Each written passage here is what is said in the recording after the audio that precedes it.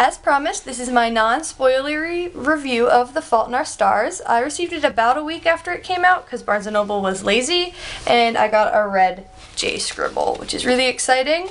I also bought the audiobook read by John Green from DFTBA Records, and that's where my Hectic Glow wristband and the Hectic Glow ticket and Amsterdam and Indianapolis postcards behind me come from. So I actually received The Fault in Our Stars and the audiobook on the same day, and it happened to have been, I came home to a package after coming home from my grandfather's funeral.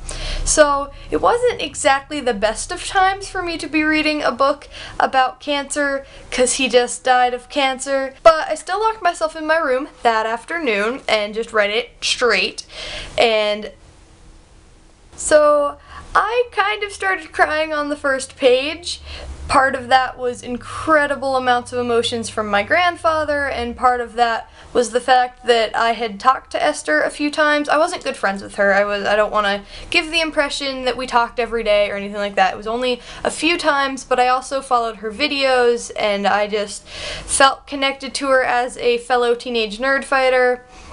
So that was kind of really emotional. So in Matt Magiacomo's review of The Fault in Our Stars, he used the phrase intelligent beyond their years, which is something that a lot of people kind of observe, and I for one have in a lot of John Green books, that the teenagers talk in a upper vocabulary and stuff, and some people have mentioned the fact that teenagers don't actually talk like that, but a lot of my friends do, so I don't think that it's fair to say. As far as the intelligent beyond their years in this particular book, it was very evident that they had it, and I think it was just out of life experience. Because Augustus and Hazel had a very serious adult thing to deal with, they obviously had some upper intelligence and understanding.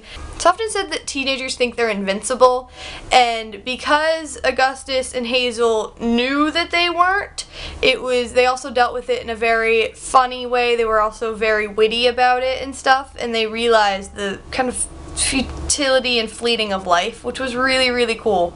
Because I read this book on a very emotional day for me, it made me really think about my own mortality. So it was very interesting to think of the fact that, I mean, it's not a very fun subject to think of, but we all really are going to die.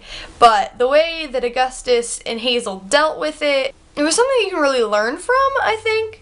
Since getting it, I read the book a few times, and I've listened to the audiobook of John Green reading it once, and it's just really, really amazing. I love all of his books. Right now, The Fault in Our Stars is my favorite just because it's the newest, but of the other ones, I would say Abundance of Catherine's is my favorite just because of its kind of absurdity, and the math aspect of it was really humorous to me. I don't know, I just really liked it. If you haven't read other John Green books, I recommend doing that. If you haven't read this book, go and buy it. He signed every copy of the first printing, so it's 150,000 books, and so most of those were probably bought, but if you can go around to bookstores, you might be able to find one or two that are still signed, so you can go try and get one, or just get one that's not signed because it's that good. It doesn't matter if it's signed or not. I would have bought it signed or not. It's just cool that it was signed. So I highly, highly recommend this book. Thank you for watching my emotional ramblings about it. Thank you for watching. You're awesome. See you next time. So I figured out why my camera moves so much. I'm sitting on my bed, and a stack of books in a cardboard box are holding my camera also on the bed. So as I talk with my hands and move and such, the camera shakes. So I'm gonna figure out how to make that not happen for the next video. Sorry.